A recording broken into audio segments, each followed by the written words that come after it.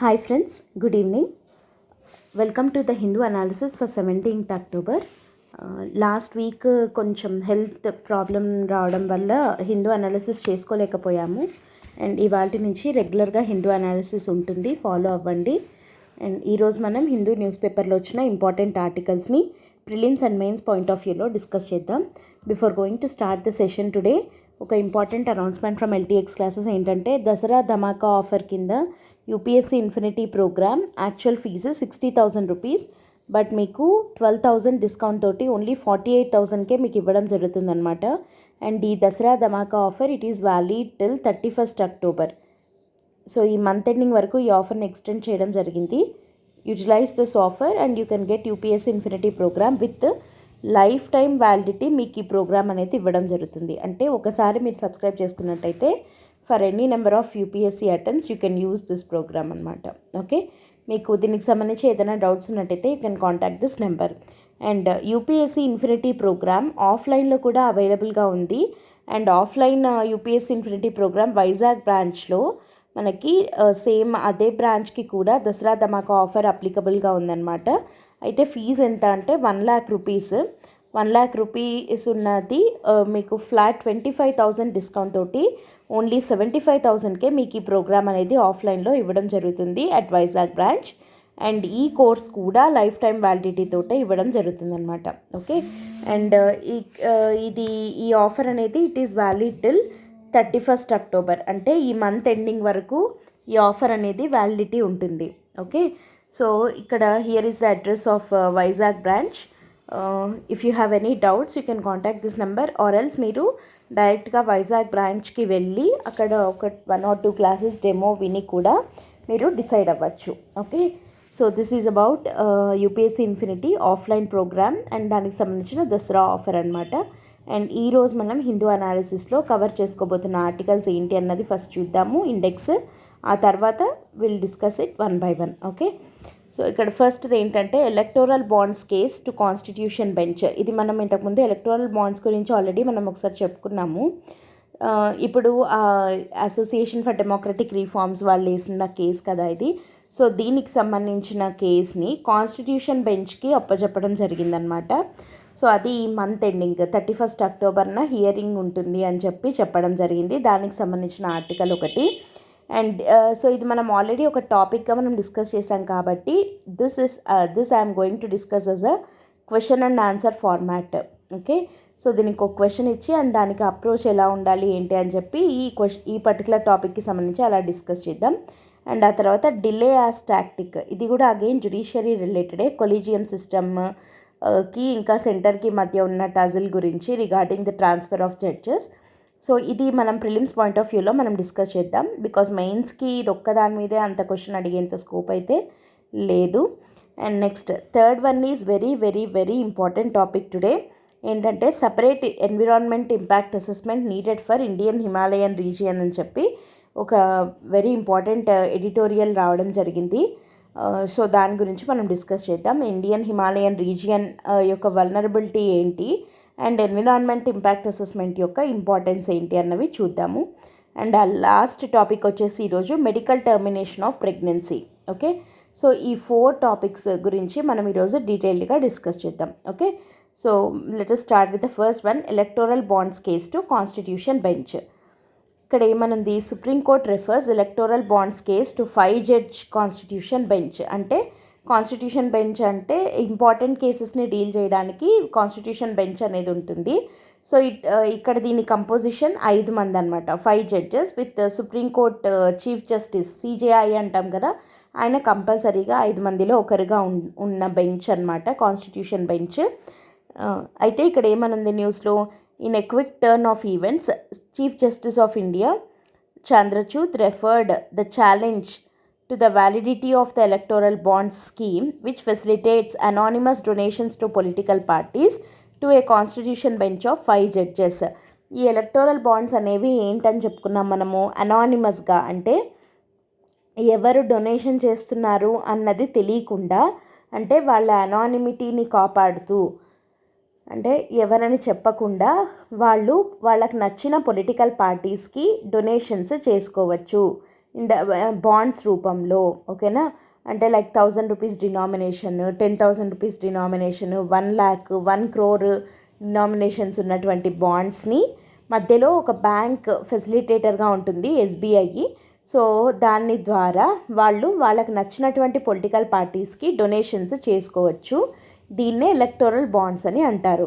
అయితే దానివల్ల బెనిఫిట్స్ ఏంటి, ఎలా ఉన్నాయి అనేది ఉన్నాయి, అండ్ దానివల్ల కొన్ని ఇష్యూస్ కూడా ఉన్నాయి. అయితే ఇప్పుడు దానికి సంబంధించిన ఇష్యూస్ని తొందరగా సార్ట్అవుట్ చేయాలి ఎలక్టోరల్ బాండ్స్కి సంబంధించి. Before going to this, general election ఉంది కదా మనకు 2024లో. సో ఆ ఎలక్షన్స్ అయ్యేలోపు ఎలక్టోరల్ బాండ్స్ కేసుని డీల్ చేయమని చెప్పి association for democratic reforms, ADR అనే ఒక ఎన్జిఓ సుప్రీంకోర్టులో పిటిషన్ వేయగా, ఇప్పుడు సుప్రీంకోర్టు ఏమని చెప్పింది, దాన్ని 5 judge కాన్స్టిట్యూషన్ బెంచ్ దాని మీద కాన్స్టిట్యూట్ చేసి దాన్ని డిస్కస్ చేద్దాము అని చెప్పింది, ఓకేనా. సో ఇక్కడ ఉంది చూడండి, the anonymity that electoral bonds allow in political donations has caused concern ever since its adoption in 2018. ఈ ఎలక్టోరల్ బాండ్స్ అనేది 2018 నుంచి స్టార్ట్ అయ్యాయి. అయితే ఆ అనానిమిటీ ఏదైతే ఉందో దాని మీద విపరీతంగా కన్సర్న్స్ని రైజ్ చేస్తున్నారు. అంటే ఎవరు పడితే వాళ్ళు చేస్తున్నారు ఇక్కడ. అంటే బ్లాక్ మనీని వైట్గా మార్చుకునేందుకు ఇది ఒక మార్గంలాగా యూజ్ చేసుకుంటున్నారు. బ్లాక్ మనీని ఎలక్షన్స్లో వాడేందుకు పొలిటికల్ పార్టీస్ చేస్తున్నటువంటి ఈ ట్రిక్ ఇది అని చెప్పి చాలామంది దీని మీద కన్సర్న్స్ని రైజ్ చేయడం జరిగింది. అందుకని ఇక్కడ the CPIM, association for democratic reforms and common cause, వీళ్ళు ముగ్గురు they moved the supreme court claiming that this scheme legalises anonymous and unlimited political donations. So అనానిమస్గా తర్వాత అన్లిమిటెడ్గా పొలిటికల్ డొనేషన్స్ చెయ్యొచ్చు అనే దాన్ని లీగలైజ్ చేసింది, ఇంకా చట్టబద్ధత కల్పించింది దిస్ ఎలక్టోరల్ బాండ్స్ అని చెప్పి ఈ ముగ్గురు పిటిషన్ వేయడం జరిగిందనమాట. అయితే ఇక్కడ ఎందుకు అట్లా అంటున్నారు అని అంటే, సపోజ్ ఫర్ ఎగ్జాంపుల్ ఎలక్టోరల్ బాండ్స్ని యూజ్ చేసి కనుక ఎవరైనా డొనేషన్స్ కనుక చేస్తే then representation of people act 1951 ఏమని చెప్తుంది అంటే, వాళ్లకు దాంట్లో ట్యాక్స్ బెనిఫిట్స్ వస్తాయి, ఓకేనా. They can claim tax benefits అని చెప్తుందనమాట. సో ఇక్కడ దీనికి సంబంధించి ఇంకొక ఇష్యూ ఏంటి అని అంటే, ఎలక్టోరల్ బాండ్స్ అనే యాక్ట్, ఆ లెజిస్లేషన్ ఏదైతే ఉందో it was introduced as money bill, ఓకేనా. ఇప్పుడు అలిగేషన్ ఏంటి అని అంటే, అది మనీ బిల్ కిందికి ఎందుకు వస్తుంది, అది మనీ బిల్గా ఇంటెన్షనల్గా మూవ్ చేయడం జరిగింది as a money bill in order to bypass the Rajya Sabha. ఎందుకంటే రాజ్యసభకి మనీ బిల్ మీద లిమిటెడ్ పవర్స్ ఉంటాయి కాబట్టి రాజ్యసభ దీనికి ఎలాంటి లైక్ ఏమన్నా అడ్డం వేయకుండా దాన్ని లిమిట్ చేస్తూ డిస్కస్ ఓటింగ్ చేయనీయకుండా లిమిట్ చేయడం కోసం అని చెప్పి రాజ్యసభ యొక్క పవర్స్ని కర్బ్ చేసేందుకే ఇంటెన్షనల్గా దీన్ని మనీ బిల్లుగా ఇంట్రడ్యూస్ చేయడం జరిగింది. సో కాబట్టి ఆ లీగాలిటీనే క్వశ్చన్ చేస్తున్నారనమాట ఈ కేసులో ఒక పాయింట్. కానీ సుప్రీంకోర్టు ఏమని చెప్పింది అని అంటే, ఒకవేళ ఈ ఎలక్టోరల్ బాండ్స్కి సంబంధించి మనీ బిల్స్ అంటే ఏంటి, article number 100 deals with money bills కదా. అంటే ఏంటి, ఏదైనా ఒక లెజిస్లేషన్లో ట్యాక్స్ రిలేటెడ్ మ్యాటర్స్ ఏమన్నా ఉన్నాయి అని అంటే అది ఖచ్చితంగా మనీ బిల్ అవుతుంది కదా. ఇక్కడ మనకి ప్రిలిమ్స్కి సంబంధించిన పాయింట్స్ ఎన్ని వస్తున్నాయి చూడండి. ఆర్టికల్ నెంబర్ 100 అంటే money bills, it related to any legislation related to taxation అనమాట, ఓకేనా.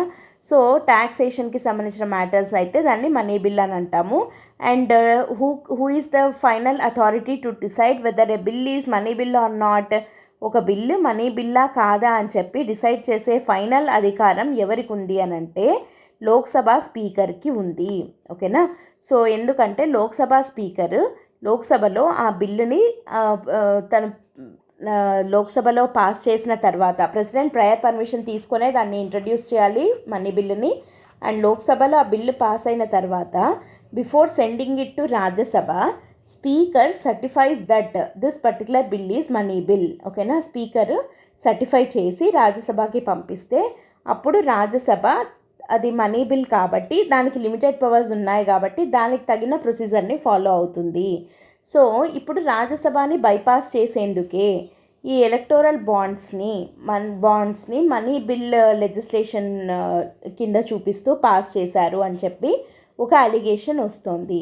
అయితే సుప్రీంకోర్టు క్లియర్గా ఏమని చెప్పింది అంటే, ఆ ఎలక్టోరల్ బాండ్స్ లెజిస్లేషన్లో ట్యాక్స్ రిలేటెడ్ మ్యాటర్స్ కనుక డిస్కస్ చేసి ఉన్నట్టయితే, అట్లాంటి ప్రొవిజన్ ఏదైనా ఒకటి ఉంటే దెన్ అది మనీ బిల్లే అవుతుంది. సో అది లీగల్లీ వ్యాలిడ్ లెజిస్లేషనే అవుతుంది అని చెప్పి సుప్రీంకోర్టు చెప్పిందనమాట. అండ్ ఖచ్చితంగా అది లీగల్లీ వ్యాలిడే అవుతుంది. బికాస్ దాంట్లో క్లియర్గా ఏమని చెప్పారు, under representation of people act 1951 electoral bonds use చేసి ఎవరికైనా డొనేషన్ కనుక ఏదైనా పొలిటికల్ పార్టీకి ఇస్తే they can claim tax benefits అని చెప్పి చెప్తున్నారు. సో ట్యాక్స్ బెనిఫిట్స్ అన్న కాన్సెప్ట్ ఇందులో ఉంది కాబట్టి it is a money bill, it can be a money bill అనమాట.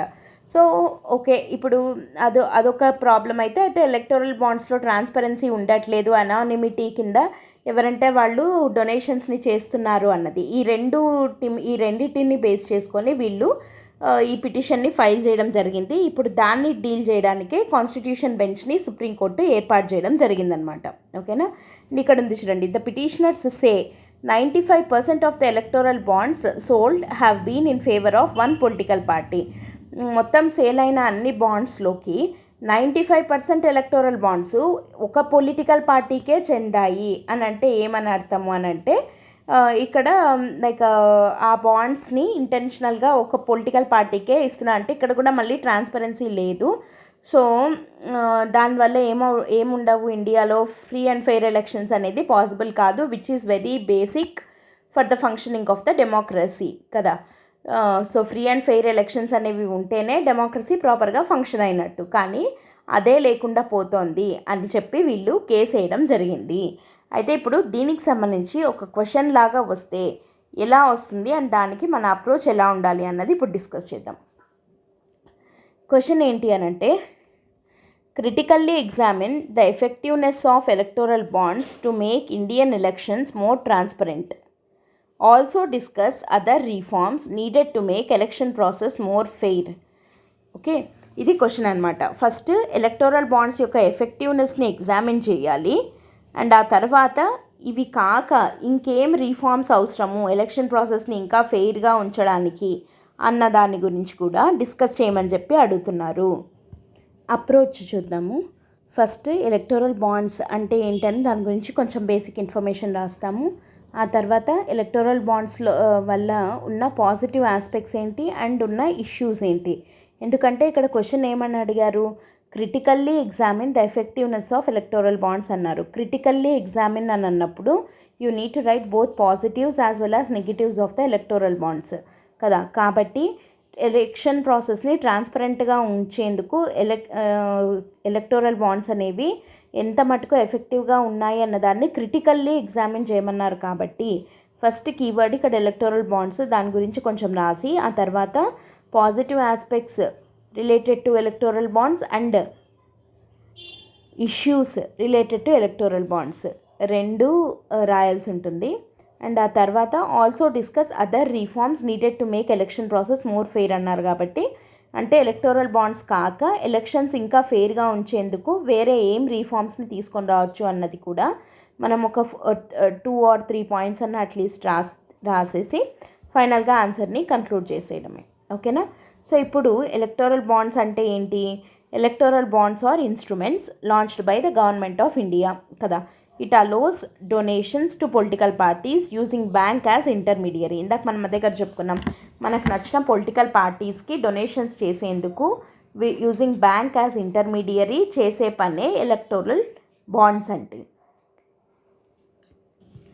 ఈ ఎలక్టోరల్ బాండ్స్ అనేవి దేనికని చెప్పుకున్నాము? They are meant to ensure transparency in political funding and hence can have fair elections. So ఇది జనరల్ ఇంట్రడక్షన్. ఊరికే సింపుల్గా మనం electoral bonds గురించి ఒక 3 to 4 లైన్స్లో ఇంట్రడక్షన్ లాగా దీన్ని రాసేసేయచ్చు. అయితే మనం అప్రోచ్లో ఏమనుకున్నాం, ఫస్ట్ పాయింట్ ఎలక్టోరల్ బాండ్స్ గురించి అయిపోయింది. సెకండ్ ఏంటి? Positive aspects and followed by issues కదా. సో ఫస్ట్ మనం పాజిటివ్ ఆస్పెక్ట్స్ని చూద్దాం. అంటే బెనిఫిట్స్ ఆఫ్ ఎలక్టోరల్ బాండ్స్. ఫస్ట్ది ఏంటి? ట్రాన్స్పరెంట్ పొలిటికల్ ఫండింగ్ని ఎన్ష్యూర్ చేయగలుగుతుంది. ఎట్లా చేస్తుంది అంటే, మనం ఇప్పుడు ఏదైతే కేసు వేసింది అంటున్నామో అసోసియేషన్ ఫర్ డెమోక్రటిక్ రిఫార్మ్స్, వాళ్ళు ఇచ్చిన రిపోర్ట్ ప్రకారము 69% of funds came from unknown sources.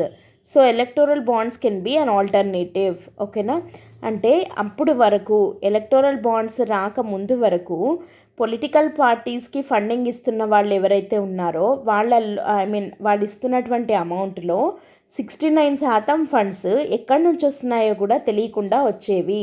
69% of the funds came from unknown sources అనమాట. సో కాబట్టి ఇట్లాంటి దానికి ఎలక్టోరల్ బాండ్స్ అనేవి ఒక ఆల్టర్నేటివ్గా ఉంటుంది. సో దట్ ట్రాన్స్పరెన్సీ అనేది ఎన్ష్యూర్ అవుతుంది. అయితే నెక్స్ట్ రెడ్యూస్ మిస్యూజ్. ఓకేనా, మిస్యూజ్ని ఎట్లా తగ్గించగలవు ఇవి అని అంటే వీటి మెచ్యూరిటీ పీరియడ్ చాలా షార్ట్. అంటే 15 days లోపు మనం దాన్ని యూజ్ చేసుకోకపోతే ల్యాప్స్ అయిపోతాయి అన్నమాట. సో కాబట్టి వాటిని మిస్యూజ్ చేసేందుకు అవకాశం చాలా చాలా తక్కువగా ఉంటుంది. And third one, it protects the anonymity. ఇదే కదా మనం చెప్పుకున్నాము. అంటే ఏంటి, ఎవరం ఇస్తున్నాం. ఇప్పుడు suppose for example if I wanted to give donation of 1 lakh rupees to any political party అని అనుకుందాం. ఇప్పుడు అది నేను అంటే నా పేరు కానీ ఇలాంటివేవి తెలియకుండా కూడా మనము అనానిమిటీని మెయింటైన్ చేస్తూ మనకు నచ్చినటువంటి పొలిటికల్ పార్టీస్కి డొనేషన్ ఇచ్చుకోవచ్చు అని అంటున్నాం. దానివల్ల ఉపయోగం ఏముంది అని అంటే పోస్ట్ పోల్ హరాస్మెంట్స్ ఉండవు. అంటే ఎలక్షన్స్ అయిపోయిన తర్వాత లైక్ అపోజిషన్ పార్టీ వాళ్ళు కానివ్వండి, లేకపోతే ఇంకొకరు గెలిచిన పార్టీ అయినా మనం ఇప్పుడు సపోజ్ ఫర్ ఎగ్జాంపుల్ వాళ్ళకి ఇవ్వలేదు అని అనుకుంటే దెన్ అప్పుడు పోస్ట్ పోల్ హరాస్మెంట్స్ ఉండవన్నమాట. లైక్ వాళ్ళ ఆ పార్టీకి ఎందుకు ఇచ్చారు, ఈ పార్టీకి ఎందుకు ఇవ్వలేదు అన్నట్టు ఆ హరాస్మెంట్ అయితే ఉండదన్నమాట. So it protects the anonymity, thereby reducing the post poll harassments అనమాట. అండ్ నెక్స్ట్ ఫోర్త్ వన్ ఏంటంటే పొలిటికల్ అకౌంటబిలిటీ అనేది ఎన్ష్యూర్ అవుతుంది. ఎందుకు అని అంటే మనం ఇందాక చెప్పుకున్నాం ఇక్కడ 69% of the funds came from unknown sources అని. సో అవి ఎక్కడి నుంచి వచ్చాయో తెలియదు కాబట్టి అకౌంటబిలిటీ అనేది ఉండదన్నమాట పొలిటికల్ పార్టీస్లో. కానీ అదే ఎలక్టోరల్ బాండ్స్ కేసులో కూడా అనానిమిటీ, అంటే ఎక్కడి నుంచి వచ్చాయో తెలియకపోవచ్చు కానీ the parties are required to submit the details to election commission of India. Okay, election commission of ఇండియాకి ఖచ్చితంగా పొలిటికల్ పార్టీస్ చెప్పాల్సి ఉంటుంది. లైక్ ఏమని చెప్పి ఎంత డొనేషన్స్ వచ్చాయి, అవి దేనికి ఖర్చు అయింది అని చెప్పి సో చెప్పాల్సి ఉంటుంది. కాబట్టి అకౌంటబిలిటీ అనేది ఇక్కడ ఎన్ష్యూర్ అవుతుంది. And next fifth one, it reduces the black money. Black money అంటే క్లీన్ మనీ ఈజ్ ఎన్ష్యూర్డ్ అనమాట. బ్లాక్ మనీ ఎందుకు తగ్గుతుంది, ఏ డబ్బులు అంటే ఆ డబ్బులను అలా తెచ్చి అలా పెట్టేసేయకుండా చేసేందుకు అవకాశం ఉండదు. కాబట్టి ఎలక్టోరల్ బాండ్స్ విషయంలో బ్లాక్ మనీ అనేది రెడ్యూస్ అవుతుంది అని చెప్పి అంటున్నారు. So these are the benefits of the electoral bonds అనమాట. కానీ దీంట్లో ఉన్న ఇష్యూస్ చూద్దాము. ఇష్యూస్ ఏంటి అంటే ఫస్ట్ వన్ వచ్చేసి క్రోనీ క్యాపిటలిజం. క్రోనీ క్యాపిటలిజం అంటే బిజినెసెస్కి ఇంకా పొలిటికల్ పార్టీస్కి ఉండే ఒక అన్ఫెయిర్ నెక్సెస్, వాటి మధ్య ఉన్న లైక్ ఒక bad nexus లాంటిదన్నమాట.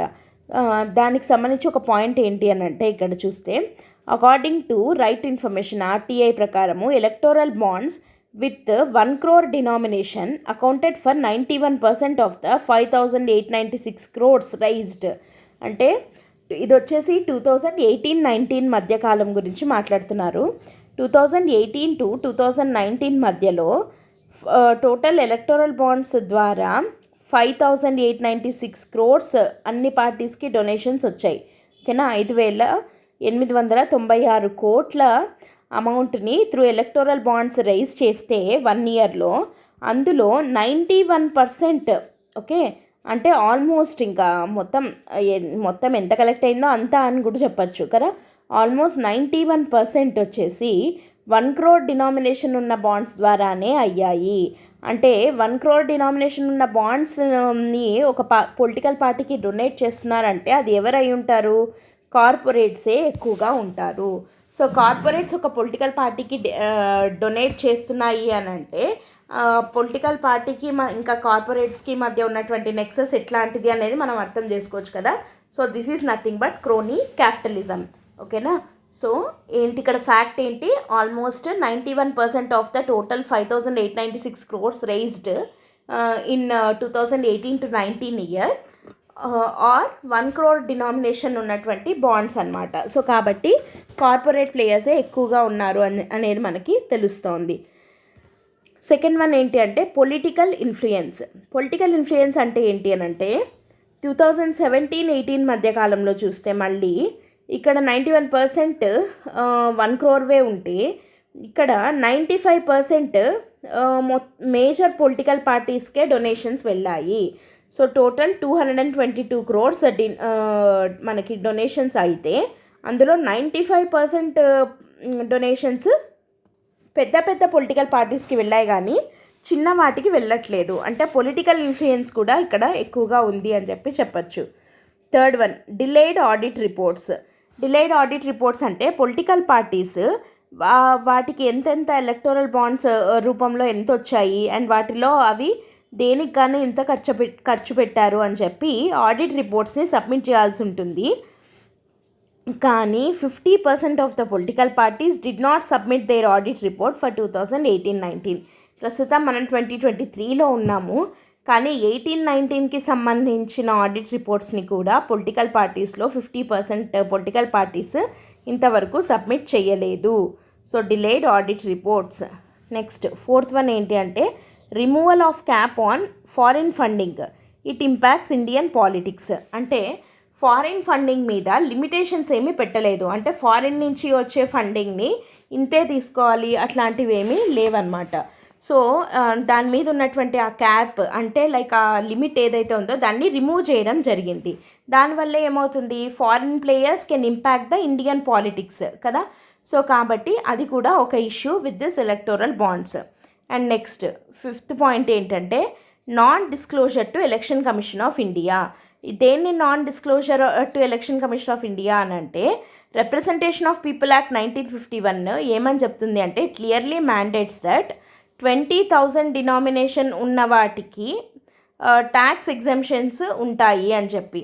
So 20,000 above denomination ఉన్న ఎలక్టోరల్ బాండ్స్ని కనుక తీసుకుంటే దెన్ వాటికి ట్యాక్స్ ఎగ్జెంప్షన్స్ ఉంటాయి అని చెప్పి రిప్రజెంటేషన్ ఆఫ్ పీపుల్ యాక్ట్ చెప్తోంది. కానీ 20,000 కన్నా ఎక్కువ ఎవరెవరు ఇచ్చారు, తక్కువ ఏవేవి ఉన్నాయి అన్నది ఎలక్షన్ కమిషన్ ఆఫ్ ఇండియాకి డిస్క్లోజ్ చేయటం లేదు పొలిటికల్ పార్టీస్. సో ఇది ఒక పెద్ద issue. And next sixth one వచ్చేసి ఇంపార్టెంట్ వన్ రీరూటింగ్. రీరూటింగ్ అంటే మనం ఇంతకుముందు కూడా చెప్పుకోవడం జరిగింది దట్ ఏంటంటే షెల్ కంపెనీస్ ఇట్లాంటివి పెట్టి వాటి ద్వారా రీరూట్ చేసి బ్లాక్ మనీని మళ్ళీ తీసుకొని వచ్చి ఆ పొలిటికల్ పార్టీస్కి ఫండింగ్కి వాడడం అనమాట. సో దాన్ని రీరూటింగ్ అని అంటారు. ఇవి ఎలక్టోరల్ బాండ్స్లో ఉన్నటువంటి ఇష్యూస్ అనమాట. Crony capitalism, political influence, delayed audit reports, removal of cap on foreign funding, non disclosure to ECI, rerouting of funds. ఓకేనా. So these are the issues with electoral bonds. అంటే ఇప్పుడు మనం అప్రోచ్లో ఏమేమి చూసాము, ఎలక్టోరల్ బాండ్స్ అంటే ఏంటో చూసాము, positive aspects of electoral bonds, issues related to electoral bonds చూసాం. అయితే ఇక్కడ half of the question complete అయింది కదా. ఏది critically examine the effectiveness of electoral bonds to make Indian elections more transparent అంటే క్రిటికల్లీ ఎగ్జామిన్ అన్నాడు కాబట్టి అసలు ఫస్ట్ కీవర్డ్ వచ్చేసి ఇక్కడ మనకి ఎలక్టోరల్ బాండ్స్ అనేది కీవర్డ్ కాబట్టి ముందు దీని గురించి రాసాము. ఆ తర్వాత క్రిటికల్ ఎగ్జామిన్ అన్నాడు కాబట్టి positive benefits of electoral bonds as well as challenges of electoral bonds రెండు రాసాము. అండ్ దాంతో హాఫ్ పార్ట్ అయిపోతే ఇప్పుడు నెక్స్ట్ హాఫ్ ఏమనుంది ఇక్కడ, also discuss other reforms needed to make election process more fair. వేరే రిఫార్మ్స్ ఏమేమి ఉన్నాయి ఎలక్షన్ ప్రాసెస్ని ఫెయిర్గా చేయడానికి అన్నది second part of the question. And ఇప్పుడు మనం ఆ సెకండ్ పార్ట్ దగ్గరికి వెళ్దాం. Other reforms needed. ఏమేం రిఫార్మ్స్ కావాలి అంటే ఇక్కడ మనం 4 రిఫార్మ్స్ గురించి మాట్లాడుతున్నాము. ఒకటి ఏంటి అని అంటే స్టేట్ ఫండింగ్ ఆఫ్ ఎలక్షన్స్. ఓకేనా. స్టేట్ ఫండింగ్ ఆఫ్ ఎలక్షన్స్ అనేది ఒక ఫస్ట్ అదర్ రిఫార్మ్స్ అంటే ఎలక్టోరల్ బాండ్స్లో ఉన్న రిఫార్మ్స్ కాక అదర్ రిఫార్మ్స్ ఏవి to make election process more fair అంటే ఫస్ట్ వచ్చేసి స్టేట్ ఫండింగ్. స్టేట్ ఫండింగ్ అని అంటే ఏంటి అని అంటే ఇది ఆల్రెడీ డిఫరెంట్ కంట్రీస్లో స్టేట్ ఫండింగ్ అనేది వెరీ సక్సెస్ఫుల్గా ఇంప్లిమెంట్ అవుతోంది.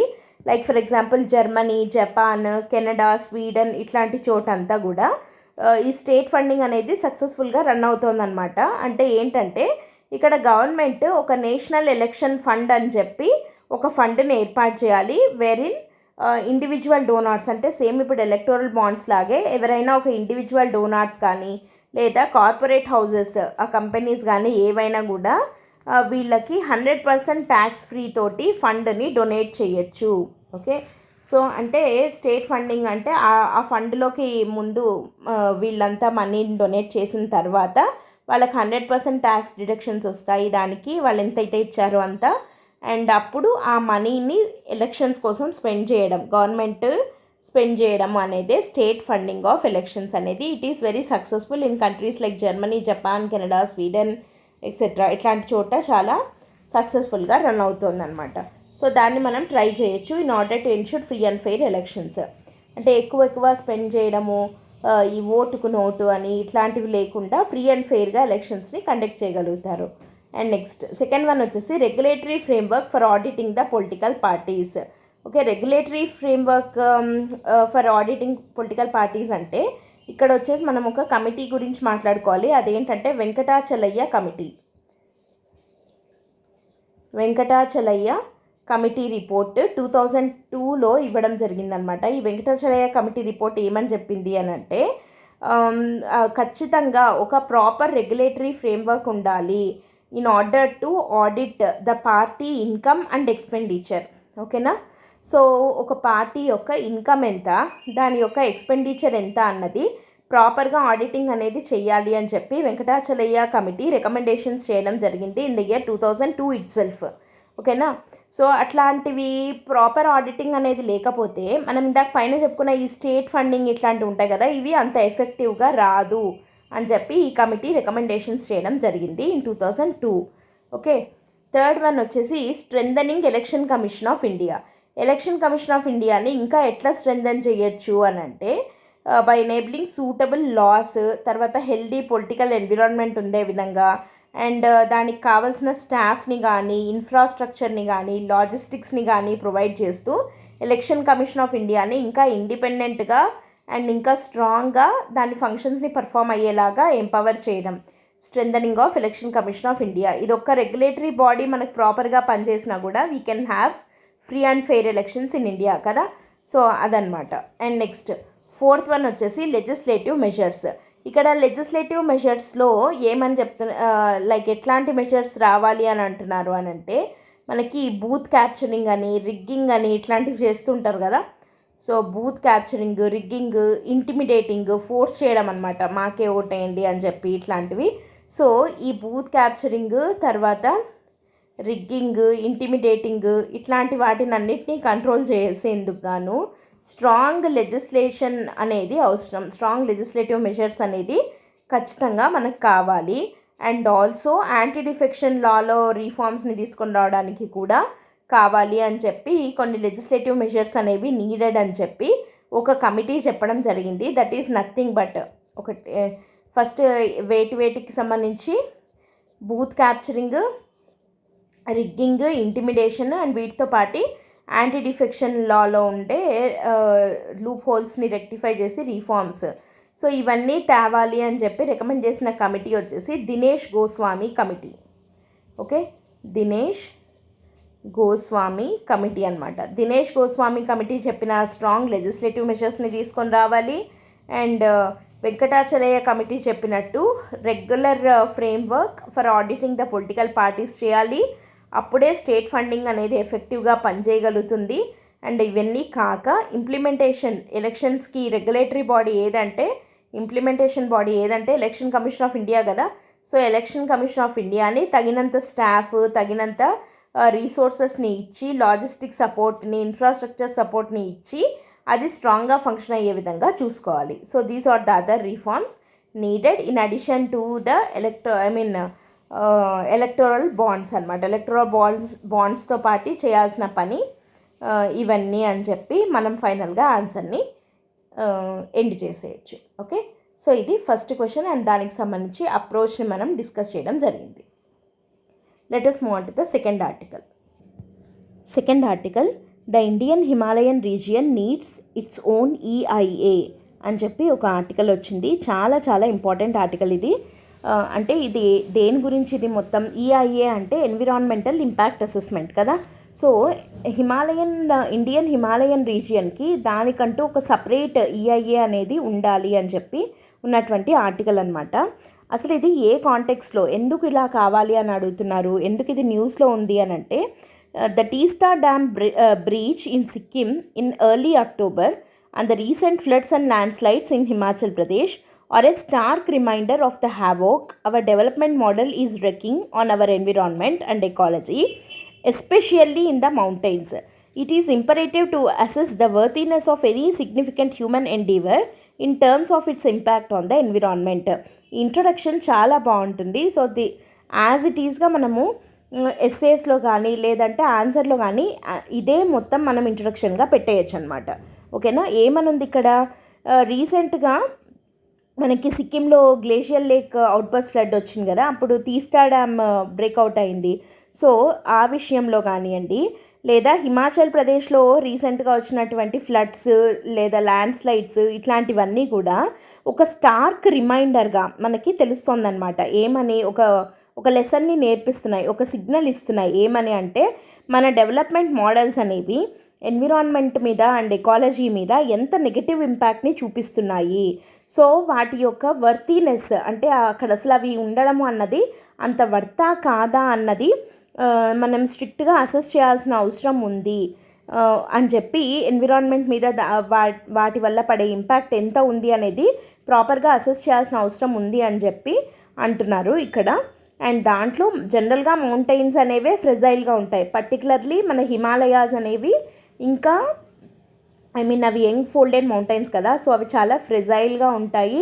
అండ్ అక్కడ ఉన్నటువంటి ఆ మైక్రో క్లైమాటిక్ కండిషన్స్ కూడా చాలా యునీక్గా ఉంటాయి. కాబట్టి జనరల్గా మిగతా అన్ని ప్లేసెస్లో ఎన్విరాన్మెంటల్ ఇంపాక్ట్ అసెస్మెంట్కి ఫాలో అయ్యే ప్రాసెస్ మనం ఇండియన్ హిమాలయన్ రీజియన్లో కూడా ఫాలో అవ్వకూడదు. As the ecosystem is unique, the EIA process must also be unique అని చెప్పి, అంటే అట్లా ఉండాలి అని చెప్పి ఈ ఆర్టికల్లో డిస్కస్ చేస్తున్నారు. ఇక్కడ మనకి ఈ ఆర్టికల్ మొత్తము ఎన్విరాన్మెంటల్ ఇంపాక్ట్ అసెస్మెంట్ గురించి ఉంది, అండ్ వల్నరబిలిటీ ఆఫ్ హిమాలయాస్ గురించి ఉంది, అండ్ హిమాలయాస్లో సపరేట్ ఈఐఏ ఎందుకు కావాలి అన్నట్టు ఉందన్నమాట. సో మొత్తం ఆర్టికల్ ఇంపార్టెంటే మనకి. So I highlighted, I don't want you to miss any single line of this article. Highlight చేసినవి ఒకసారి మీరు చదవండి. అండ్ ఇప్పుడు మనం డీటెయిల్డ్గా డిస్కస్ చేద్దాం. సో మనం దీంట్లో భాగంగా చేసుకోబోతున్న డిస్కస్ ఏది అంటే, సిగ్నిఫికెన్స్ ఆఫ్ హిమాలయాస్ చూద్దాం, తర్వాత ఇండియన్ హిమాలయన్ రీజియన్లో ఉన్న ఇష్యూస్ లేదా vulnerability profile of Indian Himalayan region చూద్దాం, ఆ తర్వాత ఎన్విరాన్మెంటల్ ఇంపాక్ట్ అసెస్మెంట్ అండ్ దాని సిగ్నిఫికెన్స్ చూద్దాం, అండ్ ఇండియన్ హిమాలయన్ రీజియన్లో ఎందుకని సపరేట్గా ఈఐఏ కావాలి అన్నది చూద్దాం. సో 4 సబ్ టాపిక్స్గా మనం ఈ ఒక్క టాపిక్ని డిస్కస్ చేద్దాం. ఓకే. సో ఫస్ట్ వన్ ఏంటి అని అంటే, అసలు ఇండియన్ హిమాలయన్ రీజియన్ అనేది ఎందుకంత సిగ్నిఫికెంట్ అని అంటే, ఇక్కడ ఇది చాలా వాటికి సోర్స్ ఆఫ్ రివర్స్ కదా. ఇండియన్ హిమాలయన్ రీజియన్ అన్నది చాలా రివర్స్కి ఒక సోర్స్గా ఉంది. ఓకే. ఎందుకంటే ఇక్కడ అబండెంట్ రెయిన్ఫాల్ ఉంటుంది అండ్ స్నో ఏరియా అనేది చాలా ఎక్కువగా ఉంటుంది. కాబట్టి ఈ ఏరియాలో హిమాలయన్ రీజియన్ వచ్చేసి source of many large rivers and వాటి యొక్క ట్రిబ్యూటరీస్తో చాలా ఎక్కువ రివర్స్, ఎక్కువ డ్రైనేజ్ అనేది హిమాలయన్ రీజియన్లో we can see, like Indus కానీ, గంగా, బ్రహ్మపుత్ర ఇట్లాంటివి చాలా మేజర్ రివర్స్ అండ్ వాటి ట్రిబ్యూటరీస్ మనకి ఈ ఏరియాస్లోనే ఫ్లో అవుతూ ఉన్నాయి. అండ్ నాట్ జస్ట్ రివర్స్, ఆ రివర్స్తో పాటు అవి ఇట్లా తీసుకొని వచ్చేటువంటి డిపాజిట్స్ ఉంటాయి కదా, అవి ఫ్లో అవుతున్న ఏరియాస్లో ఇట్లా డిపాజిట్స్ని అంతా కలెక్ట్ చేసుకొని వచ్చి ఒక చోట ఫామ్ అవుతాయి కదా, వాటిని అల్యూవియం డిపాజిట్స్ అంటాం, అల్యూవియల్ సాయిల్. సో ఈ అల్యూవియల్ సాయిల్స్ వాటి డిపాజిట్స్ ద్వారా ఫామ్ అయిన great plain of north India ఉంది. అండ్ ఆ ఏరియాస్ వచ్చేసి మోస్ట్ ఫర్టైల్ సాయిల్ అనమాట. అల్యూవియల్ సాయిల్ అనేది వెరీ వెరీ ఫర్టైల్ సాయిల్. కాబట్టి వీటన్నిటికీ కారణం ఏంటి, ఇవంతా ఎక్కడుంది మనకి, హిమాలయన్ రీజియన్లో ఉంది. So Himalayan region is very important, significant మనకి అని చెప్తున్నాం. అండ్ సెకండ్ వన్ ఏంటి అంటే, it is critical for India's energy security. It is critical for India's energy security అని అంటే ఎందుకు ఇంపార్టెంట్ హిమాలయన్ రీజియన్ ఎనర్జీ సెక్యూరిటీకి అంటే, మనకి థర్మల్ పవర్ ప్లాంట్స్ కానీ హైడ్రో పవర్, ఇవి రెండు ఒకసారి మనం చూసినట్టయితే టోటల్ థర్మల్ పవర్ జనరేషన్లో 33% అండ్ టోటల్ హైడ్రో పవర్ జనరేషన్లో 52%. ఈ రెండు కూడా డిపెండెంట్ ఆన్ హిమాలయన్ రివర్స్. అంటే హిమాలయన్ రివర్స్ మీద డిపెండ్ అయ్యి టోటల్ థర్మల్ పవర్ జనరేషన్లో 33%, టోటల్ హైడ్రో పవర్ జనరేషన్లో 52% ఎనర్జీ కోసం మనము హిమాలయన్ రివర్స్ మీదే డిపెండ్ అయి ఉన్నాము. కాబట్టి ఆ రీజియన్ యొక్క సిగ్నిఫికెన్స్ అనేది మనకి ఇక్కడ అర్థమవుతుంది కదా. అండ్ నెక్స్ట్ థర్డ్ వన్ ఏంటి అంటే సస్టైనింగ్ మాన్సూన్ మెకానిజంకి హిమాలయాస్కి ఉండే లింక్ ఏంటి అని అంటే it influences monsoon by intercepting summer మాన్సూన్ని హిమాలయాస్ ఢీ కొట్టి ఇట్లా హిమాలయన్ బ్రాంచ్ అని అంటాం కదా మనం, ఒకటి బే ఆఫ్ బెంగాల్ నుంచి అరేబియన్ సీ నుంచి వచ్చేదాన్ని ఇంటర్సెప్ట్ చేసి మాన్సూన్ మెకానిజంని హిమాలయాస్ అఫెక్ట్ చేస్తాయి. సో కాబట్టి వర్షానికి కారణమవుతాయి. కాబట్టి అది చాలా ఇంపార్టెంట్. అండ్ దానికన్నా ఇంకా మనకి సెంట్రల్ ఏషియా నుంచి వచ్చే కోల్డ్ కాంటినెంటల్ ఎయిర్ మాస్ని ఇవి ఆపుతాయి. ఓకే, సో హిమాలయాస్ కనుక అడ్డం లేకపోతే దెన్ మనకి సెంట్రల్ ఏషియా నుంచి వచ్చే కోల్డ్ కాంటినెంటల్ ఎయిర్ మాస్ని ఆపేందుకు మనకేం ఉండేవి కాదనమాట. సో కాబట్టి అప్పుడు ఇండియా యొక్క జాగ్రఫీయే మొత్తం వేరేగా ఉండేది. సో కాబట్టి దానికి కూడా మనకి హిమాలయాస్ చాలా ఇంపార్టెంట్ రోల్ ప్లే చేస్తున్నాయి అని చెప్పచ్చు. And next forest wealth, fuel wood కానివ్వండి, అండ్ అన్నిటికన్నా ముఖ్యంగా మెడిసినల్ ప్లాంట్స్ విపరీతంగా ఉంటాయి మనకి హిమాలయన్ రీజియన్లో. సో కాబట్టి ఇది very important in that way forest wealth పరంగా. అండ్ నెక్స్ట్ టూరిజం వైజ్ చూస్తే చాలా సీనిక్ బ్యూటీ ఉంటుంది అండ్ హెల్దీ ఎన్విరాన్మెంట్ ఉంటుంది. దాంతోపాటు మైథలాజికల్గా అట్లా రకరకాలుగా మనకి చాలా ఇంపార్టెంట్ ప్లేసెస్ ఉన్నాయి. చార్ధామ్ అని ఇట్లా అంటాం కదా, ఇవన్నీ కూడా మనకి హిమాలయన్ రీజియన్లోనే ఉన్నాయి. కాబట్టి టూరిస్ట్లని ఎక్కువగా అట్రాక్ట్ చేస్తుంటుంది ఈ ఇండియన్ హిమాలయన్ రీజియన్. ఓకేనా. సో అందుకని హిమాలయాస్ ఆర్ వెరీ సిగ్నిఫికెంట్. కానీ హిమాలయన్ రీజియన్లో ఉన్న ఛాలెంజెస్ ఏంటి అన్నది చూద్దాం. ఫస్ట్ వన్ వచ్చేసి నో ప్రాపర్ వేస్ట్ మేనేజ్మెంట్ అన్నది చాలా వరస్ట్గా ఉందన్నమాట ఇండియన్ హిమాలయన్ రీజియన్లో. ఎందుకు అనంటే ప్లాస్టిక్ యూసేజ్ ఎక్కువ, తర్వాత సీవేజ్ని ట్రీట్ చేయరు. అంటే సీవేజ్ అంటే లైక్ ఈ వేస్ట్ డ్రైనేజ్ ఏదైతే ఉందో దాన్ని అన్ట్రీటెడ్ సీవేజ్ అట్లే వదిలేస్తారనమాట, అదొకటి. అండ్ అర్బన్ గ్రోత్ అనేది ప్లాన్డ్గా జరగటం లేదు, ఎక్కడ పడితే అక్కడ అన్ప్లాన్డ్ అర్బన్ గ్రోత్ అవుతోంది.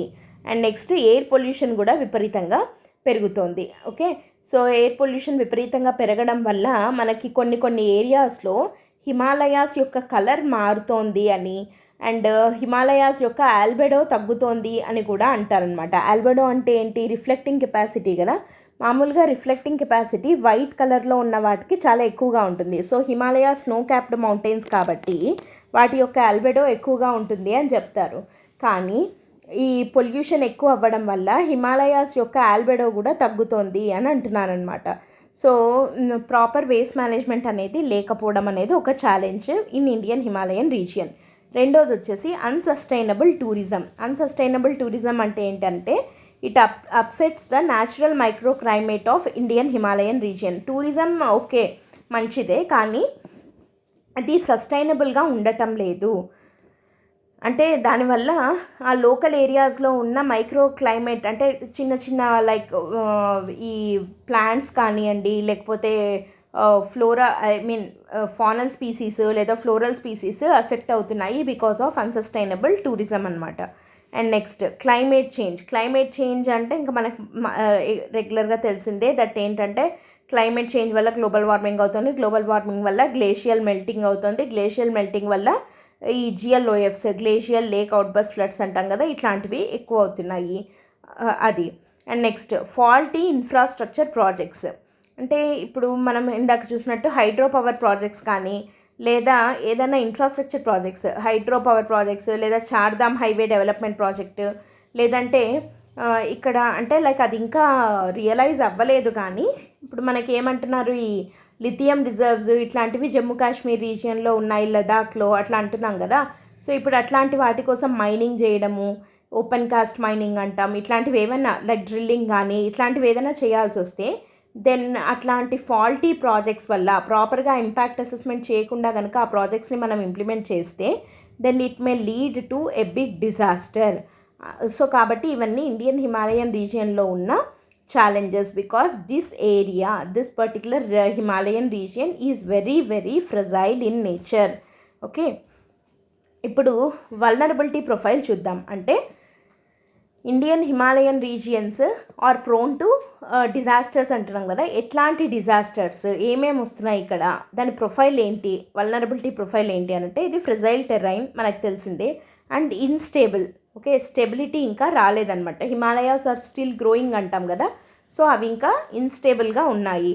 తర్వాత టెక్టానికల్లీ హైలీ యాక్టివ్. ఓకే, సో అవి స్టేబుల్గా లేవు అంటేనే అర్థం ఏంటి, ఇంకా అవి సిజమికల్లీ టెక్టానికల్లీ యాక్టివ్గా ఉన్నాయి అంటే more prone to earth quakes అని చెప్పచ్చు ఇక్కడ మనం. ఓకేనా, ఎందుకంటే ఆ ప్లేట్ మూమెంట్స్ అనేవి ఇంకా ఎక్కువగా అవుతూ ఉంటాయి కాబట్టి. Next rapid retreat of glaciers. ఇప్పుడు ఇది క్లైమేట్ చేంజ్, గ్లోబల్ వార్మింగ్, ఇంతకుముందు నేను చెప్పుకున్నట్టు గ్లేజియల్ రీట్రీట్ అనేది ఎక్కువ, అంటే లైక్ గ్లేజియర్స్ కరిగిపోవడం అనేది ఎక్కువగా మనం చూస్తున్నాము. And increased precipitation during monsoons టైంలో ప్రెసిపిటేషన్ ఎక్కువ అవ్వడం, అంటే లైక్ క్లౌడ్ బర్స్ట్ రావడము, ఇట్లాంటివి చూస్తున్నాం. అది కూడా ఒక వల్నరబిలిటీ కిందకే వస్తుంది. అండ్ నెక్స్ట్ ఇది వెరీ ఇంపార్టెంట్ మనకి ల్యాండ్ స్లైడ్స్కి సంబంధించి. Every square kilometer of Indian Himalayan region has at least 2 landslide scars. అంటే ప్రతి స్క్వేర్ కిలోమీటర్కి 2 చోట్లన్నా ల్యాండ్ స్లైడ్స్ అయిన ఆనవాళ్ళు కనపడుతూ ఉంటాయి మనకి. అంటే అవి ఎంత ససెప్టబుల్ టు ల్యాండ్ స్లైడ్స్ అనేది మనకి ఇక్కడ అర్థమవుతుంది కదా. సో ఇండియన్ హిమాలయన్ రీజియన్లో ఎర్త్ క్వేక్స్ వస్తున్నాయి, ల్యాండ్ స్లైడ్స్ వస్తున్నాయి, తర్వాత క్లౌడ్ బర్స్ట్ వస్తుంది, glacier lake outburst floods వస్తున్నాయి, ఎర్త్ క్వేక్స్ వస్తున్నాయి, అండ్ ఇవి మోర్ ఫ్రెజైల్ టెరైన్ అని చెప్తున్నాము. సో ఇవంతా కూడా మనకి ఏం చెప్తోంది, ఇది vulnerability profile of Indian Himalayan region. మరి ఇంత హైలీ వల్నరబుల్గా ఉన్న హిమాలయన్ రీజియన్లో టేకప్ చేసే ప్రాజెక్ట్స్ని చాలా స్ట్రిక్ట్గా ఇంపాక్ట్ అసెస్మెంట్ చేయాల్సిన అవసరం ఉంది, కానీ అట్లా అవ్వడం లేదు. అసలు ఈ ఎన్విరాన్మెంటల్ ఇంపాక్ట్ అసెస్మెంట్ అంటే ఏంటో చూసి ఆ తర్వాత మరి ఏం చేయాలి అన్నది చూద్దాం. ఎన్విరాన్మెంటల్ ఇంపాక్ట్ అసెస్మెంట్ ప్రాసెస్ ఏమేమి స్టెప్స్ ఉంటాయి అంటే screening and scoping, baseline data collection and impact prediction, mitigation measures, alternatives identification, public consultation, review and decision making. ఇది ఎన్విరాన్మెంటల్ ఇంపాక్ట్ అసెస్మెంట్లో ఫాలో అయ్యే పద్ధతి అన్నమాట. ఓకే, ఫస్ట్ ఇప్పుడు మనం ఒక్కొక్క స్టెప్ గురించి ఒక 1 or 2 లైన్స్లో డిస్కస్ చేద్దాం ఫాస్ట్గా. ఫస్ట్ స్టెప్ స్క్రీనింగ్ అంటే ఏంటి అని అంటే ఇది ఈఐఏ ప్రాసెస్లో ఫాలో అయ్యే ఫస్ట్ స్టెప్ అనమాట. దీంట్లో అసలు ఒక ప్రపోజ్డ్ ప్రాజెక్ట్కి ఎన్విరాన్మెంటల్ ఇంపాక్ట్ అసెస్మెంట్ అవసరం లేదా, ఒకవేళ అవసరం లేదా అనేది ఏ క్రైటీరియా మీద డిసైడ్ చేస్తారు అని అంటే స్కేల్ ఆఫ్ ఇన్వెస్ట్మెంట్, అంటే ఎంత పెడుతున్నారు, టైప్ ఆఫ్ డెవలప్మెంట్, అసలు ఆ ప్రాజెక్ట్ దేని గురించి పెడుతున్నారు, అండ్ మూడోది వచ్చేసి లొకేషన్ ఆఫ్ ద డెవలప్మెంట్, ఎక్కడ పెడుతున్నారు. ఈ 3 క్రైటీరియా, అంటే ఎంత పెడుతున్నారు, ఎలాంటి ప్రాజెక్ట్ అంటే లైక్ ఏం చేస్తున్నారు అక్కడ, అండ్ ఎక్కడ పెడుతున్నారు అనే ఈ 3 క్రైటీరియాని బేస్ చేసుకొని అసలు ఆ ప్రాజెక్ట్కి ఎన్విరాన్మెంటల్ ఇంపాక్ట్ అసెస్మెంట్ చెయ్యాలా అక్కర్లేదా అని డిసైడ్ చేసే ప్రాసెస్ని స్క్రీనింగ్ అని చెప్పి అంటారనమాట. అండ్ నెక్స్ట్ ఇంపార్టెంట్ ప్రాసెస్లో సెకండ్ స్టెప్ వచ్చేసి స్కోపింగ్ అంటే ఏంటి అని అంటే it is done by the consultants in consultation with project proponent. Project proponent ఎవరైతే ఉంటారో వాళ్ళతో కలిసి కన్సల్టెంట్స్ స్కోపింగ్ చేస్తారనమాట. సో ఇదేంటి అని అంటే ఒక్కొక్క సెక్టార్ వైజ్ గైడ్ లైన్స్ ఉంటాయన్నమాట. అంటే లైక్ ఈ దానికైతే ఈ మెథడాలజీ ఫాలో అవ్వాలి అని, అంటే లైక్ కొన్ని టర్మ్స్ ఆఫ్ రెఫరెన్స్ లాగా అనమాట. అంటే దాని యొక్క స్కోప్ ఇది ఎంతవరకు ఉంటుంది, ఏమేం చేస్తారు అదంతా డిసైడ్ చేసేది స్కోపింగ్ అనే స్టేజ్లో. స్కోపింగ్ అయిపోయింది. తర్వాత థర్డ్ వన్ వచ్చేసి బేస్ లైన్ డేటా కలెక్షన్ అని అంటే ఏంటి అని అంటే అసలు ఈ సైట్ స్పెసిఫిక్ ప్రైమరీ డేటాని ఇక్కడ మానిటర్ చేసి కలెక్ట్ చేయడం జరుగుతుందన్నమాట. అంటే ఎక్కడైతే ఈ ప్రాజెక్ట్ని పెట్టాలనుకుంటున్నారో ఆ సైట్ స్పెసిఫిక్గా దాని యొక్క డేటాని, అంటే ఆ హ్యాబిటాట్ ఎలాంటిది, లైక్ దాంట్లో ఏమేమి ఎవరెవరు ఉంటున్నారు, దానివల్ల ఎవరు ఎఫెక్ట్ అవుతున్నారు, అంటే ఎన్విరాన్మెంట్ పరంగా ఏం ఎఫెక్ట్ ఉంది, ఎకానమీ పరంగా ఏమైనా నష్టం ఉన్నాయా, తర్వాత ఎన్విరాన్మెంట్ పరంగా ఏదైనా లాస్ అవుతామా, ఇట్లా లైక్ అక్కడ గ్రౌండ్ డేటాని కలెక్ట్ చేయడమే బేస్ లైన్ డేటా కలెక్షన్ అంటే. ఆ తర్వాత ఇంపాక్ట్ ప్రిడిక్షన్ దగ్గర వేటి మీద ఇంపాక్ట్ని ప్రిడిక్ట్ చేస్తారు వీళ్ళు అని అంటే ఫిజికల్ ఇంపాక్ట్ చూస్తారు, biological impact, social impact, economic impact, వీటినన్నిటినీ కన్సిడర్ చేసి ప్రతి ఒక్క యాంగిల్లో ఇంపాక్ట్ ప్రిడిక్షన్ని ఇందాక మనం అనుకున్నట్టు ఫిజికల్ ఇంపాక్ట్, ఫిజికల్గా ఏం లాస్, బయోలాజికల్గా ఏం లాస్, సోషల్గా ఏమైనా లాస్ అవుతుందా, ఎకనామికల్గా ఏమన్నా లాస్ అవుతామా, ఎన్విరాన్మెంటల్గా ఏమన్నా లాస్ అవుతామా అన్నవి పర్టికులర్గా ఇంపాక్ట్ని ప్రిడిక్ట్ చేయడము అన్నదే ఈ పార్ట్. ఇదే యాక్చువల్గా వెరీ వెరీ ఇంపార్టెంట్ థింగ్ మనకి. And next mitigation measures.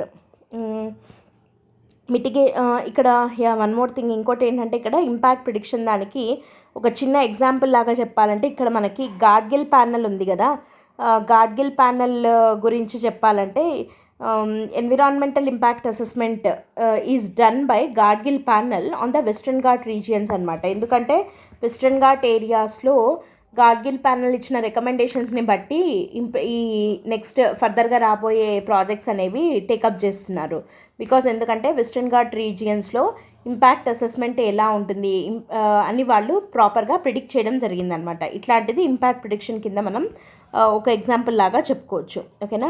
పర్టికులర్గా ఎండేంజర్డ్ అనిమల్స్ మీద, తర్వాత ఏమంటారు ఇప్పుడు గ్రేట్ ఇండియన్ హార్న్బిల్ ఇట్లాంటివి ఏమన్నా ఈ ఎండేంజర్డ్ అనిమల్స్ ఉంటాయి కదా, ఇవి ఏమన్నా నష్టపోతున్నాయా, హ్యాబిటాట్ లాస్ అవుతున్నాయా, తర్వాత హిమాలయన్ ఎకోసిస్టమ్ ఇట్లాంటి వల్నరబుల్ ఎకోసిస్టమ్స్ ఏమన్నా దెబ్బతింటున్నాయా, ఇట్లాంటివి పర్టికులర్గా ప్రిడిక్ట్ చేస్తారు ఇక్కడ ఇంపాక్ట్ ప్రిడిక్షన్ అనే ఈ ప్రాసెస్లో. ఓకేనా. అండ్ నెక్స్ట్ వన్ వచ్చేసి మిటిగేషన్ మెజర్స్. మిటిగేషన్ మెజర్స్ అంటే ఏంటి అని అంటే మిటిగేషన్ మెజర్స్లో ఏం చేస్తారంటే ఎన్విరాన్మెంట్ మేనేజ్మెంట్ ప్లాన్, ఈఎంపి అని అంటామన్నమాట. ఎన్విరాన్మెంట్ మేనేజ్మెంట్ ప్లాన్ని ఫార్ములేట్ చేయడం జరుగుతుంది. ఈ ఎన్విరాన్మెంట్ మేనేజ్మెంట్ ప్లాన్ అంటే ఏం లేదు, సింపుల్గా చెప్పాలంటే ఇప్పుడు ఒక ప్రాజెక్ట్ని తీసుకొని రావడం వల్ల ఏమన్నా నెగిటివ్ ఇంపాక్ట్ ఉంటాయి అని చెప్పి ఇంపాక్ట్ ప్రిడిక్షన్ ద్వారా తెలిస్తే దెన్ ఆ ప్రాజెక్ట్ కాకుండా దానికి ఆల్టర్నేటివ్స్ని ఐడెంటిఫై చేసి, యాక్చువల్గా ఇవి 2 ప్రాసెస్లు అట్ ఎ టైం జరుగుతాయి, 3 and 4 స్టెప్స్ ఒకటేసారి. అంటే ఇప్పుడు ఆ ప్రాజెక్ట్ని ఆపి దానికి ఏదన్నా ఆల్టర్నేటివ్స్ ఉన్నాయా అన్నది ఐడెంటిఫై చేసి ఇప్పుడు ఆ ఆల్టర్నేటివ్స్ని సజెస్ట్ చేస్తూ ఒక ఎన్విరాన్మెంటల్ మేనేజ్మెంట్ ప్లాన్ని సజెస్ట్ చేయడమే మిటిగేషన్ మెషర్ అంటే. ఓకేనా. సో ఫస్ట్ ఏంటి అని అంటే స్క్రీనింగ్ చేస్తారు based on scale of investment, type of development and location of development.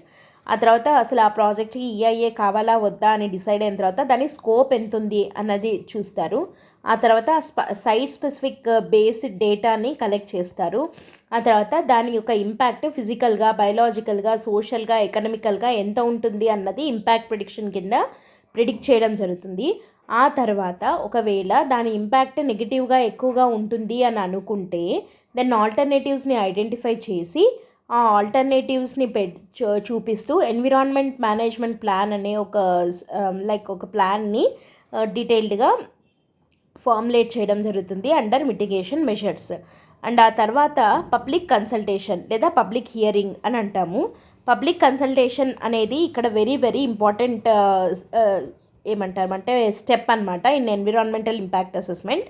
ఎందుకు అనంటే ఇక్కడ మెయిన్ బాడీ ఇక్కడ ఏది ఇన్వాల్వ్ అయి ఉంటుంది పబ్లిక్ కన్సల్టేషన్లో, పబ్లిక్ హియరింగ్లో అనంటే గ్రామ సభ. Okay. Gram sabha plays a very very key role. Gram sabha అంటే ఏంటి, గ్రామ సభలో ఆ పర్టికులర్ విలేజ్లో ఉన్నటువంటి ఎలక్టరేట్లో ఉన్న ప్రతి ఒక్కరూ ఇన్వాల్వ్ అయి ఉంటారు. అంటే ఓటు హక్కు కలిగిన ప్రతి ఒక్క పౌరుడు గ్రామ సభలో భాగంగా ఉంటాడు కదా. సో ఆ గ్రామ సభ కింద ఆ గ్రామ సభలో పబ్లిక్ హియరింగ్ అనేది జరుగుతుంది. ఈఐఏ యొక్క రిపోర్ట్ని వాళ్ళు అసెస్ చేసి గ్రామ సభ ముందు ఉంచి దాని మీద డెసిషన్ తీసుకునే హక్కు వాళ్ళకి ఇవ్వడం జరుగుతుంది బిఫోర్ ద ప్రాజెక్ట్ స్టార్ట్స్. ఓకేనా. సో ఇక్కడ ఏంటంటే ఇన్ఫార్మ్డ్ డెసిషన్ మేకింగ్ తీసుకునేందుకు వీలుగా ఆ రిపోర్ట్ని వాళ్ళ ముందు పెట్టడం జరుగుతుందన్నమాట. అది పబ్లిక్ కన్సల్టేషన్ అంటే. తర్వాత డెసిషన్ మేకింగ్ అనే దగ్గర ఎవరెవరు ఇన్వాల్వ్ అయి ఉంటారు అని అంటే ప్రాజెక్ట్ ప్రపోనెంట్, ఎవరైతే ఆ ప్రాజెక్ట్ని స్టార్ట్ చేయాలి అని అనుకుంటున్నారో వాళ్ళు, తర్వాత ఇంపాక్ట్ అసెస్మెంట్ అథారిటీ ఎవరైతే ఉన్నారో అంటే ఇంతసేపు ఈ ప్రాసెస్ చేసిన అసెస్మెంట్ అథారిటీ ఎవరైతే ఉంటారో వాళ్ళు, వీళ్ళిద్దరి మధ్య జరిగే కన్సల్టేషన్ అన్నమాట ఈ డెసిషన్ మేకింగ్ అనేది. అండ్ వీళ్ళు ఏంటి అని అంటే ఎన్విరాన్మెంటల్ ఇంపాక్ట్ అసెస్మెంట్ యొక్క రిపోర్ట్ని చూపించి ఎన్విరాన్మెంటల్ మేనేజ్మెంట్ ప్లాన్ అంటే ఆల్టర్నేటివ్స్ని సజెస్ట్ చేస్తూ చూపిస్తాం కదా. సో ఇప్పుడు ఈ రెండింటిని చూపిస్తూ వీళ్ళిద్దరి మధ్య అంటే ప్రపోనెంట్కి ఇంకా అసెస్మెంట్ ఏజెన్సీకి మధ్య జరిగే డెలిబరేషన్స్ని రివ్యూ అండ్ డెసిషన్ మేకింగ్ అనే స్టెప్ కింద జరుగుతుందన్నమాట. ఓకేనా. ఫైనల్గా మానిటరింగ్ తర్వాత ఏం జరుగుతోంది అన్నది మానిటర్ చేస్తూ ఉంటారు. సో ఇది ఈఐఏలో ఫాలో అయ్యే steps: screening and scoping, baseline data collection and impact prediction, mitigation measures and alternatives identification, public consultation or public hearing, review and decision making and monitoring. So ఇవి ఈఐఏలో follow అయ్యే process. అయితే EIA యొక్క impact మనం ఇందాక చూసాం కదా, physical impact, biological impact అని చెప్పి. అవి ఏంటి అంటే ఎగ్జాంపుల్స్ లాగా చూస్తే ఫిజికల్ ఇంపాక్ట్ అంటే ల్యాండ్ యూజ్ చేంజెస్ ఏమన్నా వస్తాయా, హ్యాబిటాట్ ఏమన్నా లాస్ అవుతుందా. అంటే ఇప్పుడు సపోజ్ ఫర్ ఎగ్జాంపుల్ ఏదైనా ఒక సోలార్ పవర్ ప్లాంట్ పెట్టాలి అని అనుకుంటున్నాను అనుకోండి. ల్యాండ్ యూజ్ చేంజెస్ అంటే ఇక్కడ ఏదైనా ఒక అగ్రికల్చర్ ల్యాండ్ని డైవర్ట్ చేసి సోలార్ పవర్ ప్లాంట్ పెట్టడానికి యూజ్ చేస్తున్నారు అని అంటే అప్పుడు అక్కడ ల్యాండ్ యూజ్ చేంజ్ అయినట్టే కదా. అంటే అది వర్తియా కాదా అక్కడ పెట్టడం, అసలు చేయకూడదు అన్నది కాదు, అక్కడ ఆ పని చేయడం అన్నది వర్తా కాదా అన్నది చూస్తుందన్నమాట ఈఐఏ. అది ఫిజికల్ ఇంపాక్ట్ అంటే. హ్యాబిటాట్ ఏదన్నా లైక్ ఇందాక మనం చెప్పుకున్నట్టు ఏమన్నా లైక్ ఎండేంజర్డ్ స్పీసీస్ యొక్క హ్యాబిటాట్ అనుకోండి, అవి ఏమన్నా లాస్ అవుతామా, దానివల్ల ఫానల్ స్పీసీస్ని మనం కోల్పోతామా, ఇట్లాంటివి చూసుకోవాల్సి ఉంటుంది. అండ్ నెక్స్ట్ బయోలాజికల్ ఇంపాక్ట్ అంటే ఫ్లోరా అండ్ ఫానా మీద పడే ఎఫెక్ట్ ఎలాంటిది అన్నది ఈఐఏ చూస్తుంది. తర్వాత సోషల్ ఇంపాక్ట్ అంటే ఆ ఏరియాలో ఉన్న కమ్యూనిటీస్ని డిస్ప్లేస్ చేస్తున్నారా. సపోజ్ ఫర్ ఎగ్జాంపుల్ ఏదైనా హైడ్రో పవర్ ప్రాజెక్ట్ కడుతున్నారు, అట్లా ఏదైనా ఒక డ్యామ్ కన్స్ట్రక్ట్ చేస్తున్నారు అని అంటే సపోజ్ ఫర్ ఎగ్జాంపుల్ ఇప్పుడు పోలవరం ఇట్లాంటివి ఉన్నాయి, చాలా కొన్ని వందల విలేజెస్ని డిస్ప్లేస్ చేయాల్సి వచ్చింది కదా, రీహాబిలిటేషన్ అండ్ రీసెటిల్మెంట్ చేయాల్సి వస్తుంది వాళ్ళని. సో అట్లా చేయడం వల్ల దాని ఇంపాక్ట్ ఎంత ఉంటుంది అంటే ఉండకూడదని కాదు, కానీ కాస్ట్ బెనిఫిట్ రేషియో అంటాం కదా, అంత వర్తియా కాదా అంత పని చేయడము అన్నది ఇక్కడ చెక్ చేస్తుంది. ఓకే, ఈఐఏ అనేది. And changes in there livelihoods, వాళ్ళ ఉపాధి ఏమన్నా వాళ్ళు కోల్పోయే ప్రమాదం ఉందా, అవన్నీ కూడా సోషల్ ఇంపాక్ట్స్లో చెక్ చేస్తారు. సో ఈఐఏ ఏమేమి ఇంపాక్ట్లను చూస్తుంది, ఫిజికల్, బయోలాజికల్, సోషల్, ఇంకా ఎకనామికల్ది కూడా యాక్చువల్గా చూస్తుంది అనమాట. సో ఇప్పుడు అసలు ఇంత ఇంపార్టెంటా ఈఐఏ అనేది, ఎన్విరాన్మెంటల్ ఇంపాక్ట్ అసెస్మెంట్ అనేది ఎందుకు కావాలి, ప్రాసెస్ చూసాము, అది ఏమేమి ఇంపాక్ట్లను చెప్తుందో చూసాము. అసలు ఇది అంత సిగ్నిఫికెంట్ దేనికి అని అంటే ఇక్కడ మనం చూస్తే we can show the entire EIA in a single diagram like this. ఎట్లా అంటే ఒక ప్రాజెక్ట్ ఏదైనా మనం టేకప్ చేస్తున్నాము అని అంటే దాని మీద ఎన్విరాన్మెంటల్ ఇంపాక్ట్ అసెస్మెంట్ చేసేటప్పుడు అది ఏమేమి మెషర్ చేస్తుంది అని అంటే ఆ ప్రాజెక్ట్ సోషల్లీ ఈక్విటబుల్లా కాదా. ఓకే, సోషల్లీ ఈక్విటబుల్లా కాదా అని అంటే ఆ ప్రాజెక్ట్ యొక్క బెనిఫిట్స్, అవుట్కమ్స్ ఏవైతే ఉంటాయో అవి సొసైటీకి అంతా ఈక్విటబుల్గా అందుతాయా లేవా, ఓకే అన్నది చెక్ చేస్తుంది ఈఐఏ. ఓకే, సెకండ్ వన్ వచ్చేసి ఎకనామికల్లీ వయబుల్లా కాదా. ఓకే, అంటే ఆ ప్రాజెక్ట్ని చేయడం వల్ల ఎకనామికల్గా వయబిలిటీ చెకింగ్ అంటాం కదా, అంటే దానివల్ల ఉపయోగం ఉందా లైక్ అంటే లాభమా కాదా అన్నది, వయబుల్లా కాదా అన్నది చెక్ చేస్తుంది. And next environmentally feasible or not, అంటే ఎన్విరాన్మెంట్ వల్ల ఆ ప్రాజెక్ట్ వల్ల ఎన్విరాన్మెంట్ ఏం నష్టపోలేదు కదా అన్నది కూడా చెక్ చేస్తుంది. So a projects social equitableness, economical viableness and environmental feasibleness is checked under environmental impact assessment. ఈ మూడు ఉన్నట్లయితే దెన్ ఆ పర్టికులర్ ప్రాజెక్ట్, ఈ పార్ట్ ఏదైతే ఉందో మనం దీన్ని ఏమంటాము అని అంటే సస్టైనబుల్ ప్రాజెక్ట్ అంటాము. బై ఎన్విరాన్మెంటల్ ఇంపాక్ట్ అసెస్మెంట్ కింద ఈ ప్రాజెక్ట్ సస్టైనబుల్ ప్రాజెక్టే అని చెప్పి మనము డిక్లేర్ చేయొచ్చు అనమాట. అప్పుడు దానికి క్లియరెన్స్ వచ్చినట్టు, ఎన్విరాన్మెంటల్ క్లియరెన్స్ వచ్చినట్టు ఆ ప్రాజెక్ట్కి. ఓకేనా. సో ఇది significance of environmental impact assessment. అయితే ఎన్విరాన్మెంటల్ ఇంపాక్ట్ అసెస్మెంట్లో ప్రాజెక్ట్స్ని 2 కేటగిరీలుగా డివైడ్ చేస్తారు, category A and category B అని. కేటగిరీ ఏ అంటే ఏంటి అని అంటే దీంట్లో ఉండే ప్రాజెక్ట్స్కి కంపల్సరీ క్లియరెన్స్ కావాలి. సో కంపల్సరీగా it has go through environmental impact assessment అనమాట, ఖచ్చితంగా కావాలి. కాబట్టి నో నీడ్ ఆఫ్ స్క్రీనింగ్. అంటే మనం ఇందాక స్క్రీనింగ్ అంటే ఏమని చెప్పుకున్నాము, లైక్ దాని scale of investment, type of development and location of development, ఈ మూడు పారామీటర్స్ని బేస్ చేసుకొని అసలు ఆ ప్రాజెక్ట్కి ఈఐఏ అవసరమా లేదా అని చెక్ చేయడం కదా స్క్రీనింగ్ అంటే. కానీ కేటగిరీ ఏ వాటికి ఈ స్క్రీనింగ్ అనేది అవసరం లేదు అని మనం ఎందుకు అంటున్నాము అని అంటే, వాటిని ఇట్లా చెక్కింగ్ అనేది ఉండదన్నమాట. కంపల్సరీగా ఎన్విరాన్మెంటల్ క్లియరెన్స్ అయి తీరాలి. కాబట్టి స్క్రీనింగ్ ఉండకుండా నెక్స్ట్ స్టేజ్ నుంచి స్టార్ట్ అవుతుంది ప్రాసెస్ అనేది. అండ్ కేటగిరీ ఏ ప్రాజెక్ట్స్ని ఇంపాక్ట్ అసెస్మెంట్ చేసేది అట్ నేషనల్ లెవెల్ చేస్తారు. Okay, at national level the impact assessment will be done for category A projects. Next category B ప్రాజెక్ట్స్లో 2 రకాలుగా డివైడ్ అయ్యాయి. ఒకటి B1, ఇంకోటి B2. B1 అనే ప్రాజెక్ట్స్, B1 కేటగిరీ కిందకి వచ్చేవి మ్యాండేటరీలీ రిక్వైర్ ఎన్విరాన్మెంటల్ ఇంపాక్ట్ అసెస్మెంట్. ఖచ్చితంగా ఈఐఏ ఉండి తీరాలి B1 ప్రాజెక్ట్స్కి. కానీ B2 ప్రాజెక్ట్స్కి అయితే it do not require environmental impact assessment. అసలు వీటికి ఈఐఏ అవసరమే లేదు.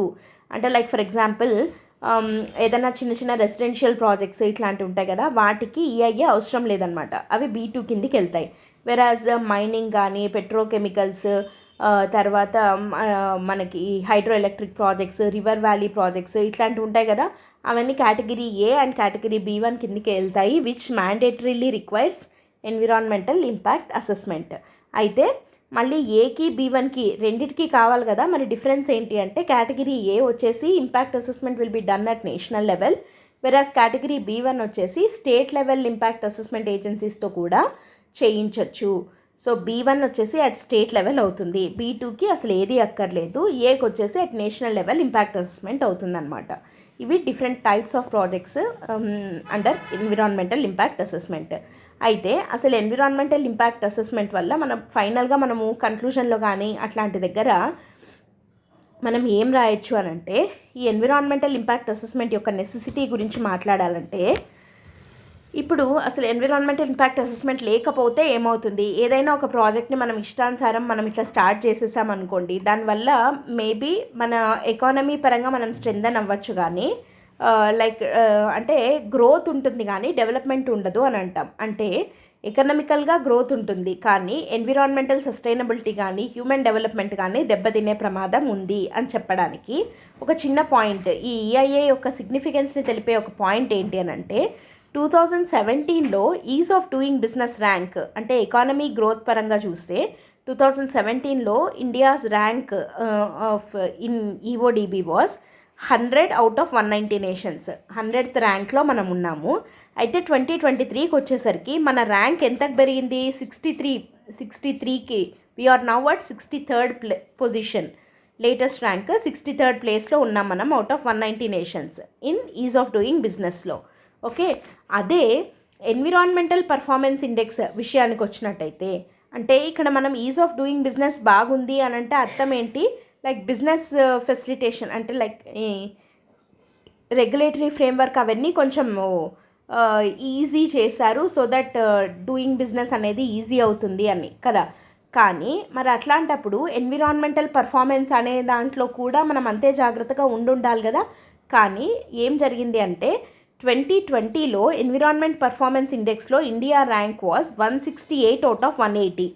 ఓకే, 180 కంట్రీస్లో 168th పొజిషన్లో ఉన్నాం మనము ఇన్ 2020. కానీ 2022 లాస్ట్ ఇండెక్స్ రిపోర్ట్ వచ్చేసి 22లో ఇచ్చారు, బికాస్ ఇది బయన్నియల్ ఎక్సర్సైజ్, అంటే ఎవ్రీ 2 yearsకి ఒకసారి వస్తుందన్నమాట. లేటెస్ట్గా వచ్చిండేది 2022లో. 2022లో మనం చూస్తే 180 నేషన్స్లో 180th పొజిషన్లో ఉన్నాం, అంటే మనకన్నా లాస్ట్లో ఎవరు లేరు, అంత వర్స్ట్ పర్ఫార్మెన్స్లో ఉన్నామన్నమాట. ఎన్విరాన్మెంటల్ పర్ఫార్మెన్స్ ఇండెక్స్లో India was at 180th position out of 180 countries. So అంత వర్స్ట్ పర్ఫార్మింగ్ నేషన్గా మనం ఎన్విరాన్మెంట్ పరంగా ఉన్నాము అని అంటే ఇక్కడ 168లో ఉన్న వాళ్ళము ఇంకా ఇంప్రూవ్ అవ్వాల్సింది పోనిచ్చి మనం ఇంకా పడిపోయాము in environmental performance. Whereas ease of doing బిజినెస్లో మాత్రం పెరుగుతున్నాము, ఇంకా ర్యాంక్ని పెంచుకుంటున్నాము. అంటే మనం ఎకనామిక్ గ్రోత్కి ఇచ్చిన ఇంపార్టెన్స్ ఎన్విరాన్మెంటల్ సస్టైనబిలిటీకి ఇవ్వటం లేదు అన్నది ఈ 2 ఫ్యాక్ట్స్ని మనం కలిపి చూసినప్పుడు తెలిసిపోతుంది, రైట్. సో ఇట్లాంటి సిచ్యువేషన్లో ఆ గ్రోత్ అనేది ఇప్పుడు బాగానే ఉంటుంది, కానీ సస్టైనబుల్గా ఉండాలి అని అంటే what we need is like instruments like environmental impact assessment. ఎందుకు అని అంటే ఇప్పుడు బాగానే ఉన్నా కూడా ఫ్యూచర్లో it may lead to disasters. Like for example మనం చూసినటువంటి ల్యాండ్ స్లైడ్స్ కానీ, ఫ్లడ్స్ కానీ, క్లౌడ్ బర్స్, ఇట్లా ఇష్టం వచ్చినట్టు మనము పర్మిషన్స్ ఇచ్చేస్తూ వెళ్ళిపోతే ప్రాజెక్ట్స్కి, బిజినెసెస్కి, ఇట్లాంటి వాటికి వాటి ఇంపాక్ట్ అనేది చాలా నెగిటివ్గా ఉంటుంది ఎన్విరాన్మెంట్ మీద అని చెప్పి చెప్తున్నాం అనమాట. సో ఇది ఎన్విరాన్మెంటల్ ఇంపాక్ట్ అసెస్మెంట్ యొక్క నెసెసిటీ గురించి మనం మాట్లాడుకున్నాం. అయితే ఇక్కడ ఇండియన్ హిమాలయన్ రీజియన్ గురించి వస్తే, ఓకే, సో ఇండియన్ హిమాలయన్ గురించి మాట్లాడుతున్నప్పుడు ఏమంటున్నాము అని అంటే ఇండియన్ హిమాలయన్ రీజియన్ అన్నది చాలా చాలా ఫ్రెజైల్గా ఉంది అండ్ దాని వల్నరబిలిటీ ప్రొఫైల్ ఏంటి అని కూడా చూసాం కదా. సో కాబట్టి ఆ ఇండియన్ హిమాలయన్ రీజియన్కి ఒక సపరేట్ ప్రొసీజర్ అనేది కావాల్సిన అవసరం ఉంది అని చెప్పి ఇంపాక్ట్ అసెస్మెంట్కి సంబంధించి కావాలి అని చెప్పి అంటున్నారు. In many cases the EIA is done ఇది చాలా ఇంపార్టెంట్ పారాగ్రాఫ్ మనకి ఈ ఆర్టికల్లో. Box ticking approach manner. అంటే లైక్ బాక్స్ టికింగ్ అంటే ఇట్లా ఉంటుంది కదా, ఓకే చేసేసాము అన్నట్టు, ఓకే అంటే ఏదో పేరుకే ఫార్మాలిటీకి అలా చేసేసినట్టు చేస్తున్నారు కానీ ఇక్కడ ప్రాపర్గా అవ్వటం లేదు. As a mere formality that needs to be done for environmental clearance before a project can be started. And ఇక్కడ ఈఐఏలో ఇంకొక పెద్ద ఫ్లా ఏంటి అని అంటే పోస్ట్ ఫ్యాక్టో క్లియరెన్స్ కూడా అప్రూవ్ చేస్తున్నారు. అంటే ఏదైనా ఒక ప్రాజెక్ట్ స్టార్ట్ చేసే ముందే ఎన్విరాన్మెంటల్ క్లియరెన్స్ తెచ్చుకుంటే బాగుంటుంది, కానీ ఇక్కడ ఏంటంటే పోస్ట్ ఫ్యాక్టో క్లియరెన్స్ అనే ప్రొవిజన్ని తీసుకొని వచ్చారనమాట. ఓకే, ఈఐఏ 2020 నోటిఫికేషన్లో. దానివల్ల ఏమైంది అని అంటే ఒక ప్రాజెక్ట్ దేన్నైనా స్టార్ట్ చేసేయచ్చు, చేసేసిన తర్వాత దానికి క్లియరెన్స్కి మనం అప్లై చేసుకోవచ్చు అనమాట. కానీ అప్పుడు అది చాలా డిఫికల్ట్ అవుతుంది అండ్ కొంచెం కరప్షన్ కూడా ఇక్కడ పెరిగేదానికి స్కోప్ ఎక్కువగా ఉంటుందన్నమాట పోస్ట్ ఫ్యాక్టో క్లియరెన్స్ వల్ల. ఇట్ ఈస్ నాట్ గుడ్ కదా. So before a project can be started, ఇక్కడ మనకి ఇది ఊరికేదో ఫార్మాలిటీగా అవుతుంది, బాక్స్ టికింగ్ అప్రోచ్లో అవుతోంది. The consequences of all these limitations are amplified.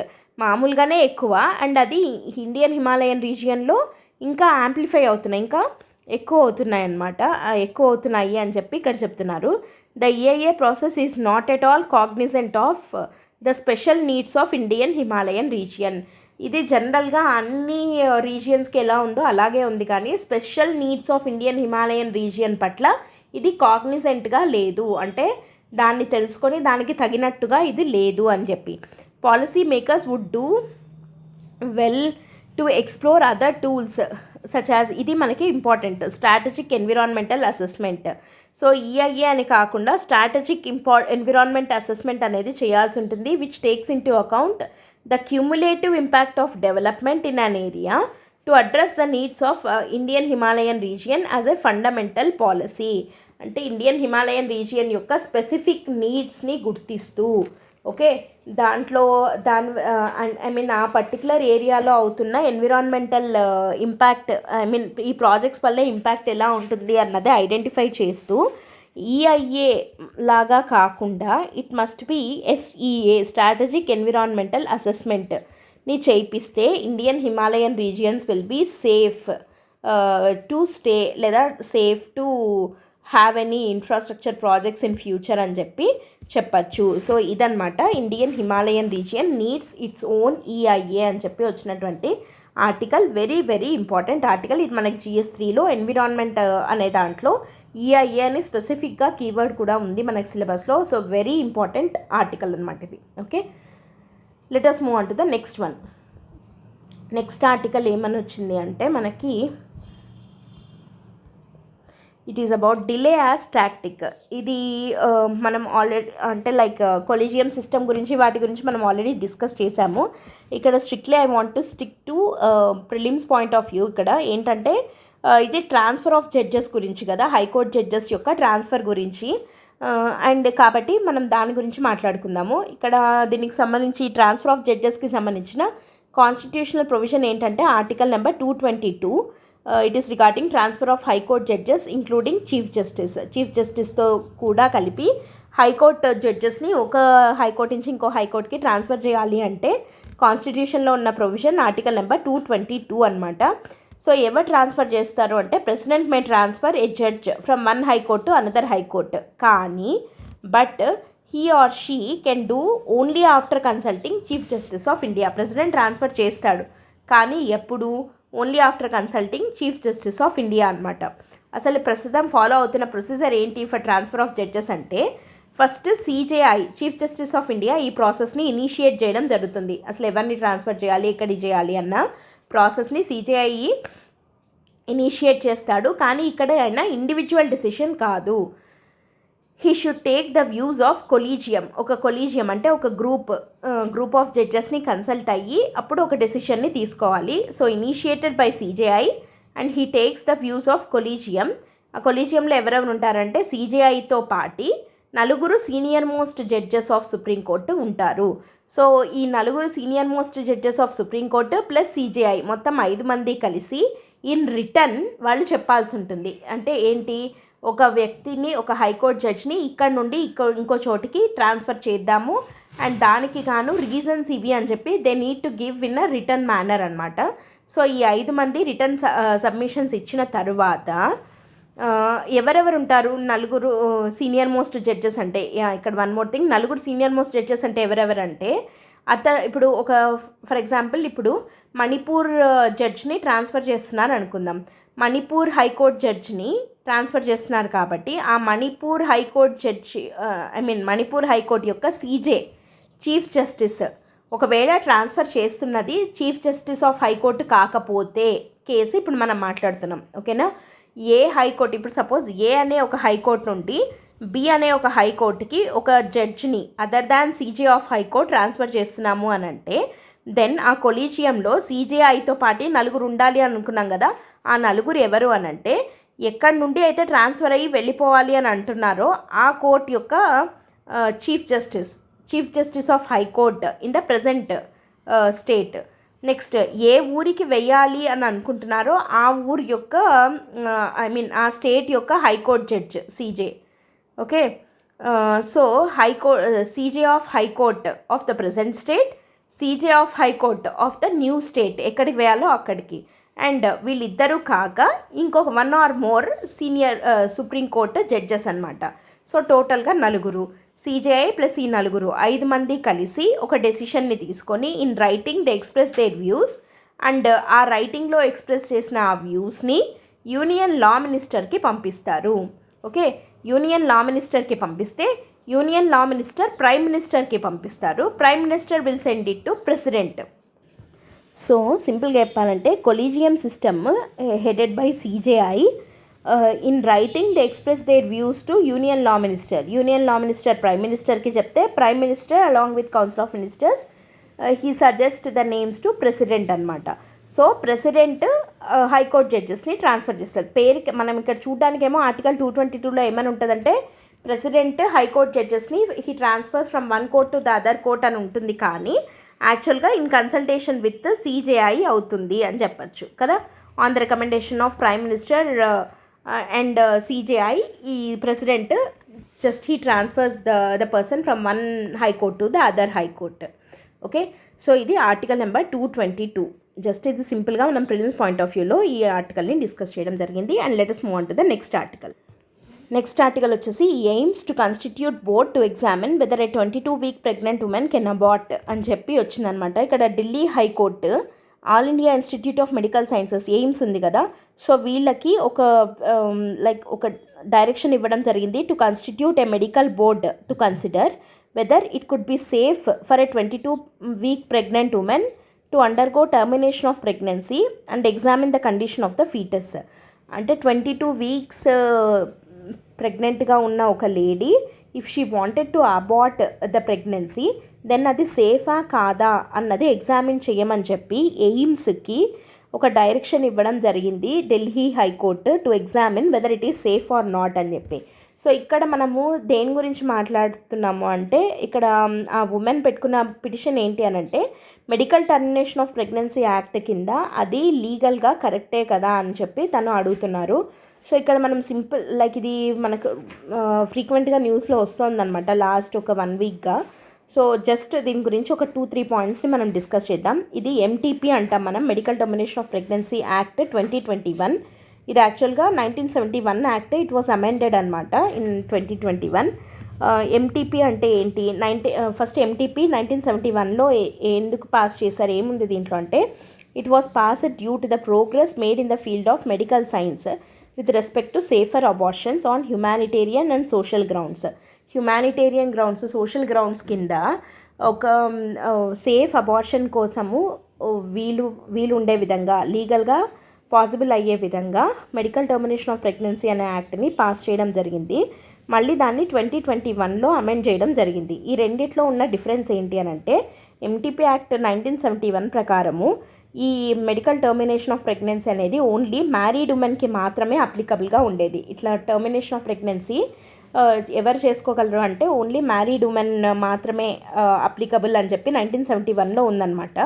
వెరాజ్ 2021లో ఇది అన్మ్యారీడ్ ఉమెన్కి కూడా వర్తిస్తుంది, వాళ్ళు కూడా కవర్ అవుతారు దీని కింద అని చెప్పి 2021లో చెప్పడం జరిగింది. అండ్ నెక్స్ట్, ఎంటీపీ 1971 కింద ఎంతవరకు ఉన్న 20 వీక్స్ గెస్టేషనల్ ఏజ్లో ఉన్న వాళ్ళు మాత్రమే అబార్ట్ చేసుకోవచ్చు, అబౌట్ దట్ నాట్ పాసిబుల్ అని చెప్పారు. కానీ ఎంటీపీ 2021 కింద ఒకవేళ రేప్ సర్వైవర్స్ అయితే 24 వీక్స్ ప్రెగ్నెంట్ అయినా కూడా వాళ్ళు if they wanted to abort they can abort. And 24 weeks తర్వాత అబార్ట్ చేసుకోవాలి అని అనుకుంటే, ఏదైనా లోపల ఉన్నటువంటి ఫీటస్కి ఏమన్నా సబ్స్టాన్షియల్ అబ్నార్మాలిటీస్ ఉన్నాయి అంటే, లైక్ ఏదైనా హెల్త్ ఇష్యూస్, ఫీటస్ లోపల ప్రాపర్గా లేదు అని అనుకున్నప్పుడు బియాండ్ 24 వీక్స్ అయినా కూడా కోర్ట్ యొక్క పర్మిషన్ తీసుకొని దే కెన్ అబార్ట్ అని చెప్పి మనకి ఎంటీపీ 2021 చెప్తోందనమాట. అండ్ ఒకవేళ 20 వీక్స్ దాటిన తర్వాత అబార్ట్ చేసుకోవాలి అని అంటే, ఒక రిజిస్టర్డ్ మెడికల్ ప్రాక్టీషనర్, ఆర్ఎంపీ అంటాం కదా, ఆర్ఎంపీ యొక్క ఒపీనియన్ కంపల్సరీగా కావాలి for termination of pregnancy up to 20 weeks. 20 weeks లోపు అయితే ఒక ఆర్ఎంపీ యొక్క ఒపీనియన్ ఖచ్చితంగా తీసుకోవాలి. 20 to 24 వీక్స్ గెస్టేషన్ పీరియడ్లో ఉన్నప్పుడు అబార్ట్ చేసుకోవాలి అనుకుంటే ఇద్దరు ఆర్ఎంపీస్ యొక్క ఒపీనియన్ తీసుకోవాల్సి ఉంటుంది. అండ్ 24 వీక్స్ దాటిన తర్వాత అబార్ట్ చేయాలి అని అనుకుంటే then state level medical board యొక్క పర్మిషన్ మస్ట్ అండ్ షుడ్గా కావాలి అని చెప్పి medical termination of pregnancy act 2021 చెప్తోందనమాట. సో ఇదంతా కూడా మనము దీనికి సంబంధించి లైక్ ఏదైనా ఒక పాయింట్ లాగా అట్లా మనం రాయాల్సి వస్తే ఆన్సర్లో, then we can write that it leads to SDG number 3.1 and 3.7.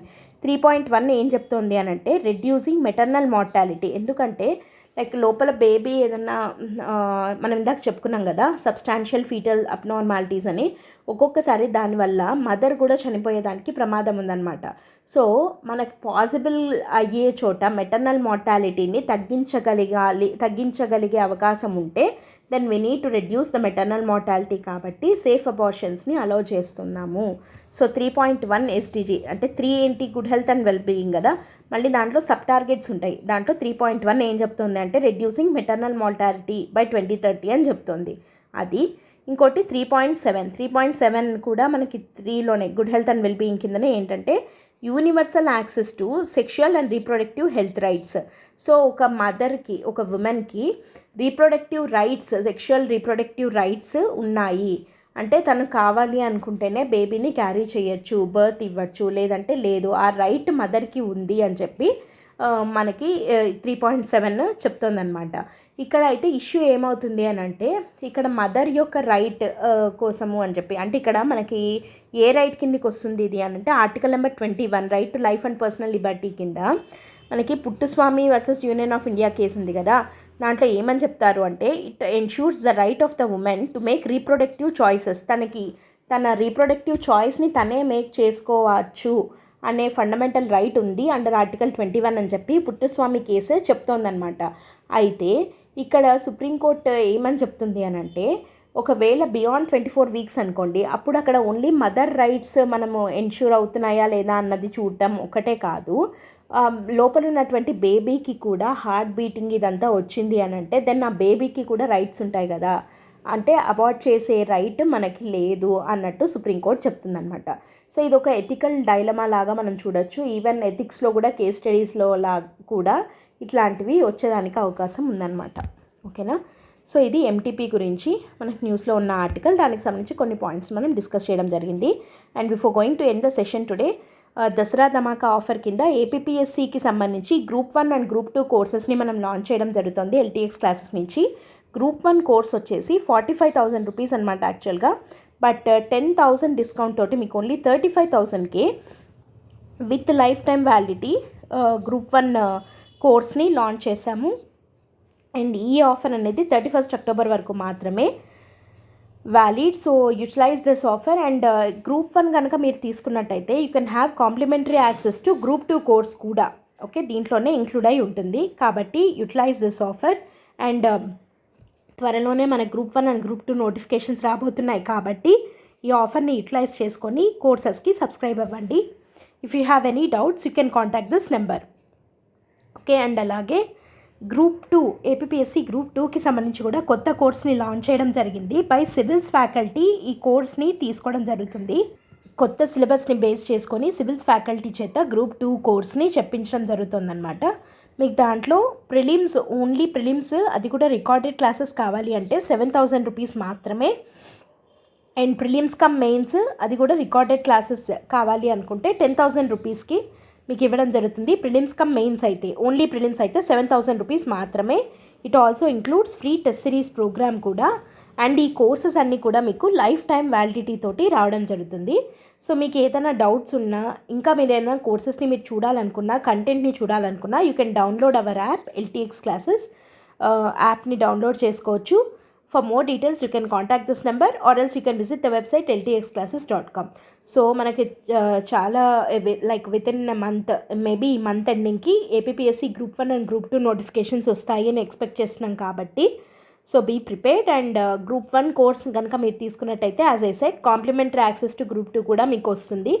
So కాబట్టి utilize this offer and keep reading. Thanks for listening. All the best. By.